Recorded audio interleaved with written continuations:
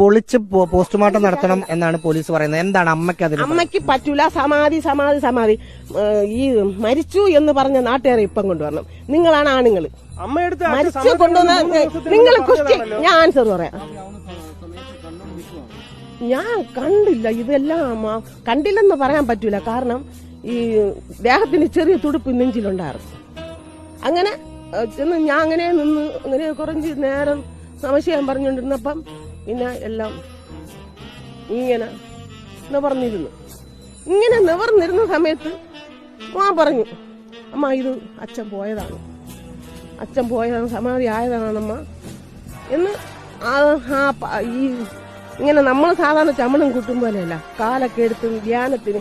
എന്റെ കല്യാണത്തിന് മുമ്പേ അവർക്ക് ധ്യാനമാണ്. കഷ്ടം. Download ShareChat.